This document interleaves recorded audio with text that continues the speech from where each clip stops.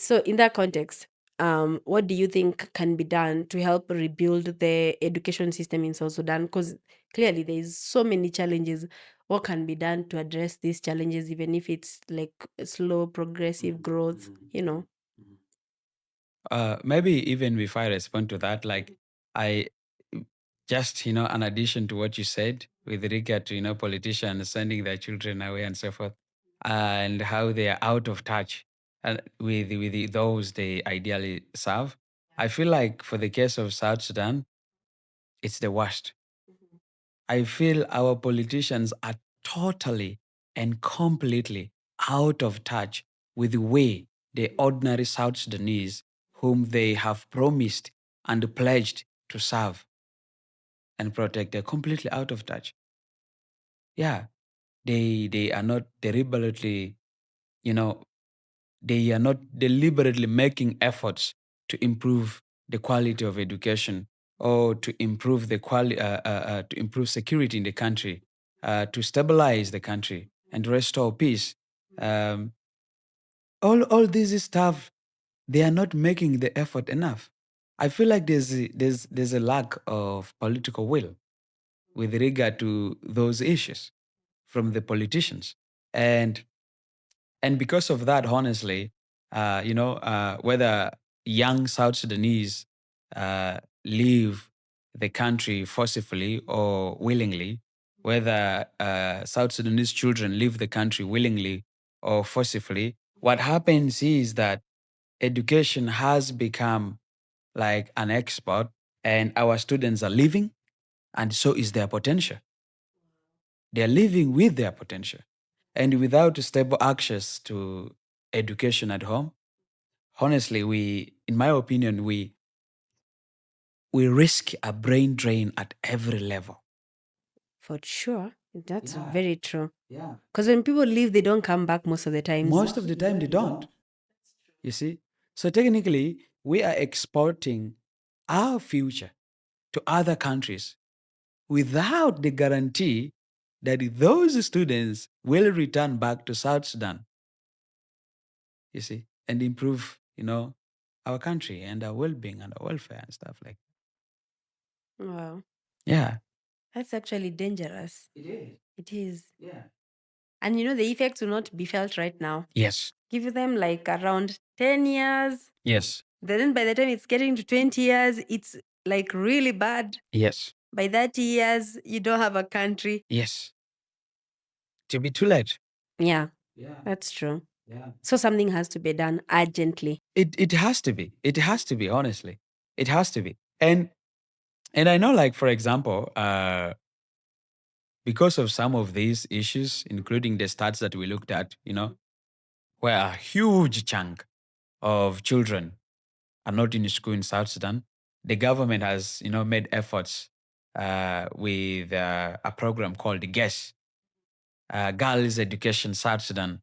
So this program, what it does is it's meant to promote girl child education, and what it does is that it offers cash transfers to girls, yeah, to encourage them to stay in school and stuff like that. Like an incentive. Yes, to keep them in school, and the program also runs radio campaigns that basically helps to sensitize, the local communities to be able to send their children to school and to kind of inform them about the value of education for not just the boy child but the girl child too. So these I think are good programs in my opinion that we can invest more in and try to see that they reach more people and improve maybe the quality of these programs and maybe assess those that have been running because I think they were introduced since when I was there. I don't know if it is currently ongoing. There's very limited reports on it. I tried to Google online, but I couldn't find so much on it. But I see this as a program that has a huge impact with regard to, improving access to education, especially for girls in South Sudan. Yeah, stuff like that. But of course, we also know, like, there are many uh, cultural norms that are also holding, girls back, even when such kind of programs are instituted. So you're battling against so many odds. Yeah. So yeah, so it's kind of not easy. So for me, I feel like when it comes to what can be done to tackle the educational crisis that we currently have in South Sudan, it's definitely one of those things that honestly does require a deliberate government or public investment in education. The government has to invest in public education. The government of South Sudan has to. Otherwise, the future of the country is at risk. Because who's going to be the future leaders of South Sudan if are not the young people? And currently, who most of them are not in school. They're out of school. Yeah. So I think there is need to invest in education heavily. But also, I think there's really need to, restore peace and security. Yeah, because if there is peace and security, some of these improvements can come gradually and naturally. Yeah, they'll come. If there's stability, there's peace, you know, investors, whether it being South Sudanese or, from other countries, they will open schools. Whether it being private schools, they will open, you see. They will open schools that are well equipped, schools that are, are good. Yeah, and schools that South Sudanese can access. They're just right there, you see. So there is need for, to restore peace and security in South Sudan. Yeah. And honestly, the other thing is like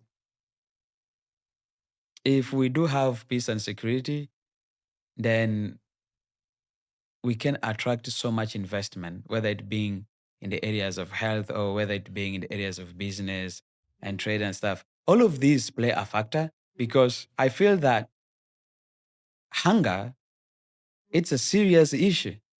Yeah, you can't go to school if you're hungry, or even if you're in school, you really can't be able to learn if you're hungry. You see, so we need to be able to have uh, conditions on the ground that allow for, let's say, parents to be able to find food to feed their children with, or be able to find tuition money to pay for the tuition of their children and stuff like that. Yeah. It's true. Yeah. Wow. And how can the other, like apart from the government, how can either NGOs, communities, or even people in the diaspora, Mhm. what can they do to probably also build on these efforts Mhm. Mhm. of making education better for South Sudanese Mhm. children? Honestly, I think we also need to train our Mhm, teachers. mhm, We mhm, need to train our teachers and we need to be able to pay the teachers regularly. Like I said before, most teachers in South Sudan, whether it being teachers of elementary school, primary school, or secondary school, or even tertiary institutions like universities and colleges, most teachers are not qualified. And most of them are underpaid. And most of them are unpaid, you see. And even those that receive payment who are underpaid, their salary takes a long time to get to them. Yeah, I have friends who are teachers and I speak to them, and some of them are telling me, oh no, it's been 3 months, we haven't been paid. It's been 6 months, we haven't been paid. And this is a teacher that has to feed his family. This is a teacher that has kids that he has to send to school. This is a teacher that has to cater for the medical bills of his family, his children, and so forth. You see? So it becomes really something that makes almost, uh, that keeps pulling down the quality of education in South Sudan. You see? That's true. There is no Yeah. longer motivation to even work. No, there is none. Yeah. Because if you're going that long without pay, Mhm. how can you really give it your all? It's almost impossible. You see? So and most of the teachers themselves, like they haven't completed high school. Yeah, most of them. So they need training in how to teach, whether it being in gender equity or basically teachers training. They need that training. Interesting. I know. Hey, I don't know. I think it's honestly crazy. For for Kenya, hearing all these honestly, Yeah. as I said, I feel so privileged Yeah. because for me, I benefited from the free education that was introduced by Mwai Kibaki in 2003. Yeah. I was part of free primary education. Oh my God, that's exactly what I went through. And then also in high school, I was lucky enough to get a scholarship. But just that very basic level of free primary education, it makes like a whole lot of difference. It does. And now the more you tell this story, is the more I realize how much investing in an education for a government is very crucial, and especially in the most basic levels from ECD, primary school, and at least up to high school. The other ones we can talk about them later, but at least those kind of three levels, they're the most basic, foundational at best. And maybe, as you said, the government of South Sudan should probably prioritize that. And also, what you said, without peace, then it means something like the education sector will not also experience any rebuilding or any growth. So, again, they should also probably start with the peace. Wow. There's a lot of work to be done. There is, including honestly investing in the improvement of the current curriculum that we do have, which is relatively new, and it's quite funny because even how the new curriculum was um, um, unveiled uh, or rolled out, there were a lot of gaps. It was rolled out without, advanced communication. It's not like, in 2 years or 3 years' time, we're going to be rolling out a new curriculum because we used to use Ugandan curriculum. Yeah. And then all of a sudden, we're just told, oh, next year, we are rolling out South Sudanese curriculum and all students are switching to that. That was abrupt. And so schools lacked, the equipments or basically the necessary infrastructure that was needed to be able to implement, you see, this new curriculum, to transition from, the Ugandan one to this new curriculum. Yeah. And not only the schools, the students too. Yeah. So honestly, I feel like there is need to invest in development of the curriculum and to be able to equip not only schools but the teachers with everything, with all the tools they need to be able to deliver, to be able to train our students, our kids better. Yeah, it's very important, and we definitely, more in general, I would say we need a reform in the education. That the education of South Sudan definitely needs reform, like a lot. Yeah, and this is more than just building. Yeah, we need more than buildings. Although there are so many, schools, like I said before, that are just under trees and stuff like that. Whereas we need those, buildings to be constructed for schools and stuff like that. I think we need more than that when it comes to educational reform. Yeah, we need a change in mindset, in healing from the conflict that we've gone through, but inclusion and improvement of our educational systems holistically. Yeah, to be able to better serve the interests of South Sudan. Because honestly, I doubt if the current education system we have in South Sudan is actually serving the interests of South Sudan as a nation. I don't know if it does. Yeah. Yeah. Because honestly, the purpose of education, more than, developing the mind, the body, and the soul, and so forth, it's you're preparing a workforce. You're preparing the future leaders. You're preparing the future business men and women of South Sudan. You're preparing the next creatives of South Sudan. It's bigger than, just, going to attend the class and just, whatever we learn in class. And so the curricula, the education system in general has to be designed to accelerate the achievement of some of these objectives. But I don't know if currently as it is doing that. Wow. Yeah. Honestly, I think you've really focused on the gaps.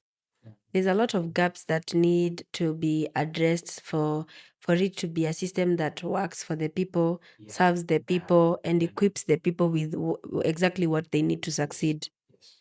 Wow. Yeah. And and you probably might have seen this, but from everything we've discussed about the educational crisis in South Sudan, I think you can get to see that the educational crisis in South Sudan is more than a development issue. You see, it is a peace building issue as well. It is actually it's a lot of things in I one. know. Yeah. Yeah. It's even cultural to some extent. Exactly. Wow. You see, there's so much going on there. Yeah, it's also the aspect of people being intentional Yes. and deciding that this is what you want to invest in and we are prioritizing it. Mm-hmm. Yeah. Yeah, It's political too. it is. Yeah. So it's something that honestly I feel like we need to act on. If our leaders need to act on. Yeah. What can you as a people do?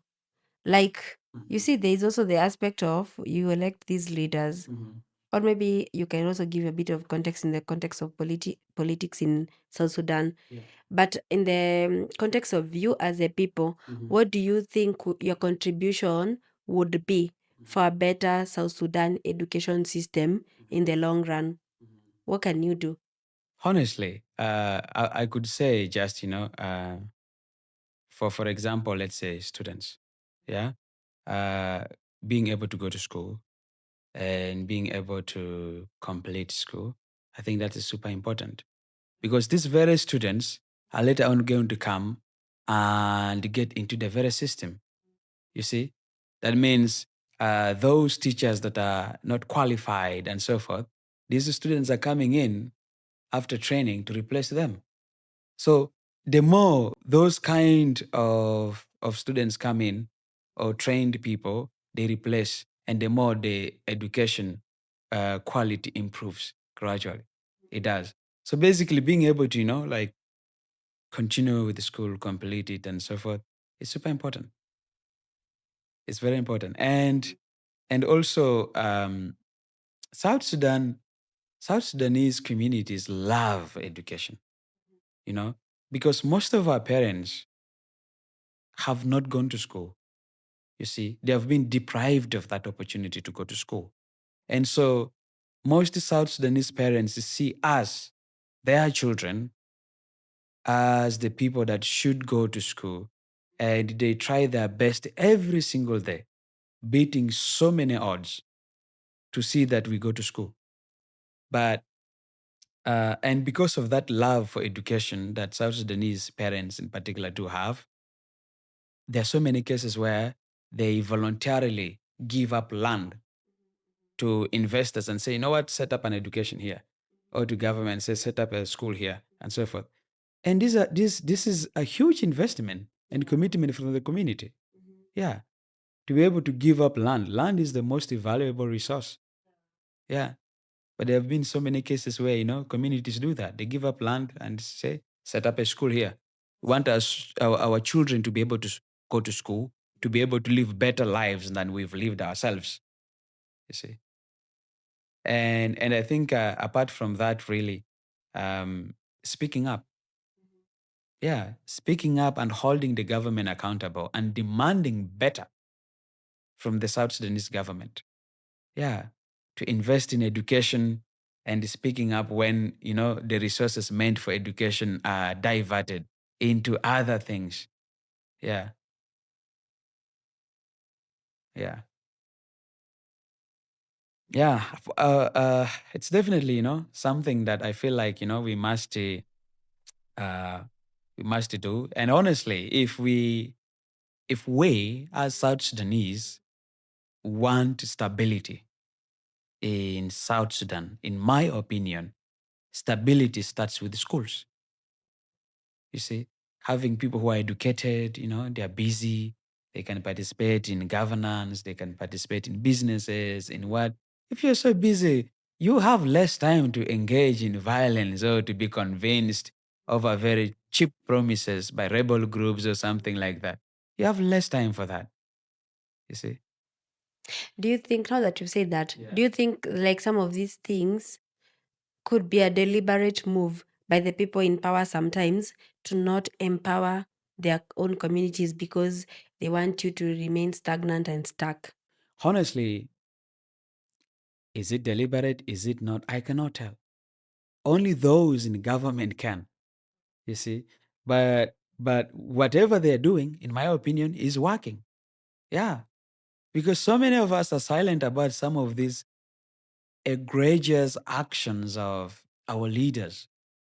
You see, when it comes to education, when it comes to so many other social services, yeah, that they're doing nothing about, or just embezzling the resources that are meant for that purpose.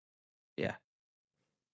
In South Sudan, for example, right now, if you come up and start talking about what could be the issue, if, for example, you see, like in Kenya, people have been advocating for social change through social activism, whether it's online or going to a protest. In South Sudan, is that something that you can do freely? And maybe you are like, yeah, we want some reforms made for the education system. Yeah. Is it is it something that can happen, or it's just one of those you're like, hey, what if? I think right now, one thing that every South Sudanese is demanding, uh, especially, ordinary citizens, is honestly for peace and stability to return back to the country. Yeah, that is probably the thing that every South Sudanese is praying for, is calling for, and is trying their best in every way possible to see that that happens. Yeah, because honestly, there are so many South Sudanese that have lost so much because of the civil war that is going on, the displacement and everything. And South Sudanese are just tired. You know, right now, what, 27 years of war before independence? And then you have another, what, 9 or 8 years or more of war? It's just so much. It's actually more than 9. Yeah. So South Sudanese are tired. They're tired of running. They're tired of, running to Uganda for safety, being displaced. They're tired of losing their children. They're tired of losing their properties. They're tired of losing their own lives. It's just enough is enough. And the only thing right now that is of urgent concern to many South Sudanese is for peace and stability to return back to the country. Yeah. And the rest of us can just go on with our lives. Whether the oil money comes to us or it doesn't, we can go on with our lives if there is peace, security, and stability. Yeah. Wow. Okay. So you've put it very well. I don't want to neutralize that. So, sometimes in the context of change happening, some of these things, even decisions are made like on a global stage. Like even we have like the SDGs and stuff like that. Yeah. What would you say, for example, for if to global leaders right now in the context of the education crisis in South Sudan, what do you think you could tell global leaders, and what can be done, or what can they do to help South Sudan get to a place where there's reforms, there's rebuilding, and things get better for the people? Honestly, I feel like right now, if I could say, let's say, for example, for the international community to invest in education, now that would be good. That would be well and fine, and that is needed. In fact, we need more investments in education from the international community, from NGOs and so many actors. But none of that will make more sense if the current situation in the country does not change or improve. You see? Because at the end of the day, what will happen is It doesn't matter how much money you pump into the country for education if that money is being rerouted into the pockets of a few who then use it to enrich themselves and their families. You see, money is being pumped in for education, but it's being diverted into something else. You see, so I think it's important that really, at this point, in my opinion, what I see as urgent is for countries, donors, the international community to be able to support the government of South Sudan in any way they can to implement the peace agreement. Yeah, the peace agreement, the revitalized peace agreement, to first to help the government, and the warring parties to basically be able to implement this peace agreement such that calm and peace can return to South Sudan. Yeah. And now, once that happens, we'll have at least, the space to be able to demand for accountability. Yeah. You see? One step at a time. Yeah. Mhm. Because honestly, right now, how can you demand for that when you're running after your life? You're not even in the country, you're so far away. That's very true, yeah. So I feel like, implementing the peace agreement is really like the most important thing to focus on right now. You know, all these others, of course, are important. They need to be invested in. But I think, like, supporting implementation of the peace agreement should take priority. I agree. Yeah. Wow. Yeah. What could you tell a student right now? Honestly, is to have hope. To have hope. Any South Sudanese student out there, whether it being in South Sudan or out of South Sudan, to have hope.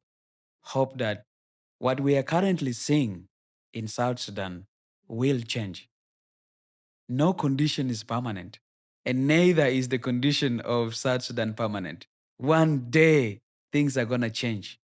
They will. They will change. They will. So if you're a student, just keep learning, keep acquiring those skills, keep building yourself up, whether it being, getting your training in this. If you want to go for that certificate, go for it. If you want to go for that bachelor's degree, go for it. If you want to go for that master's and PhD, go for them. Just to keep equipping yourself with the skills. A time is going to come when things are going to be stable in South Sudan. And all these unqualified people who are currently occupying office, we are going to go inside and replace them. Yeah. I almost said amen. Oh my God. Oh wow. But I totally agree, honestly. Yeah. Uh-huh, uh-huh. Wow. Yeah.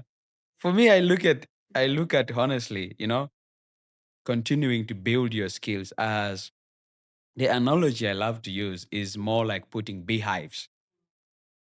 Um, when you work on a beehive, where I come from in Yei, when you build a beehive, you basically find either a tree or a raised platform where you put that beehive. And you put the beehive, you put as many as possible with the hope that one day the bees are going to swarm from somewhere and they'll go into the beehive. And all of a sudden, you have your honey. You see?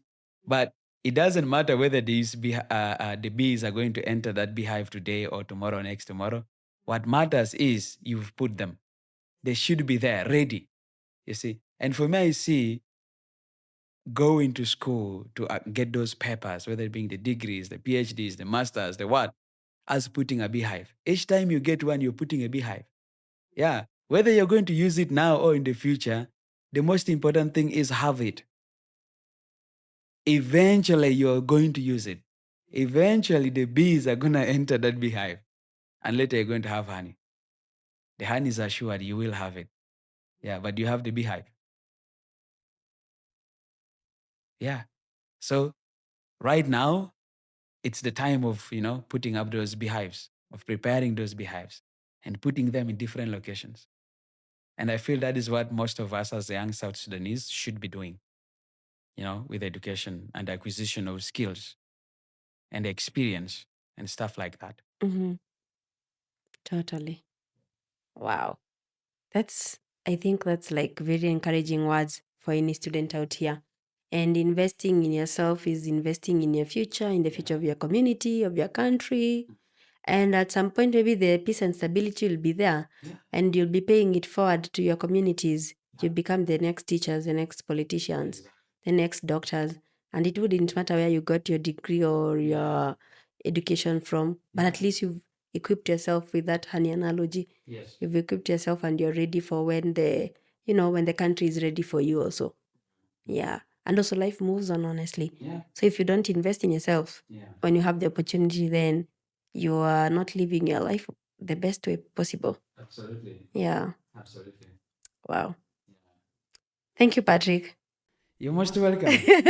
This was a very insightful conversation, and I feel like you've kind of given us a deeper look into how the education system is looking like right now in South Sudan, the gaps, what needs to be done, and the kind of investment, whether it's the government, the people, or non-government organizations or global leaders, whatever, anyone, the role different people can play for for education to become like the education system to be revamped in South Sudan.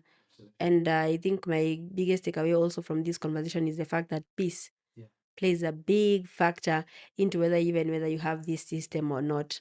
So I guess that is the most foundational level of this conversation.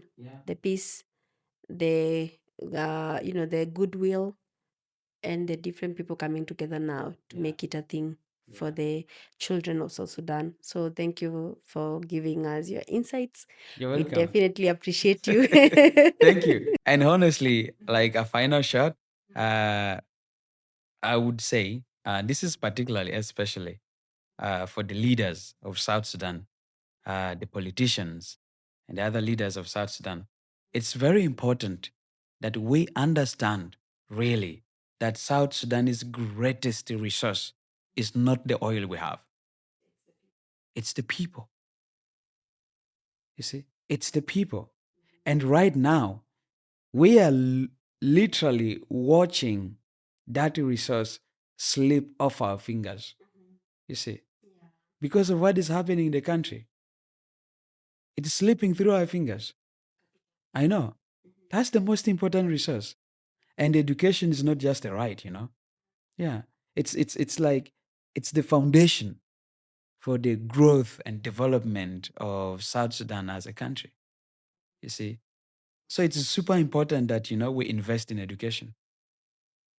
Yeah, and if we invest in education today, we are building the next leaders of tomorrow. We are building the next teachers of tomorrow. We are building the next doctors of tomorrow, and so many others. Yeah, so it's important that we invest in the people of South Sudan, and I really hope the South Sudanese leaders can see this need and invest in the people of South Sudan. Yeah. I totally agree. Yeah. Wow. The future of South Sudan lies in its youth. Wow. Interesting. I agree too. Yeah. Yes, and I think also to summarize this discussion is like every child deserves a safe environment. They have the right to education. They deserve all the support they can get to access education without disruption, Yeah. and to know they can get a quality education that can prepare them for their futures. Yeah. So definitely the government needs to do something, and maybe they need to rethink their Yeah. priorities. Absolutely. Yeah. Yes, to our listeners, if this episode moved you, I encourage you to learn more, support education initiatives, or even share this episode with someone who needs to hear it.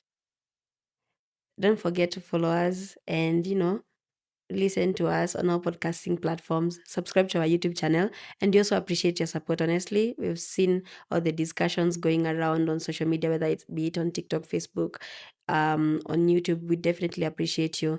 It's been the Spark It podcast, and I'm your host, Kimaru, and my Patrick variable, CJ. yes, co-host. Until the next episode, bye. Bye.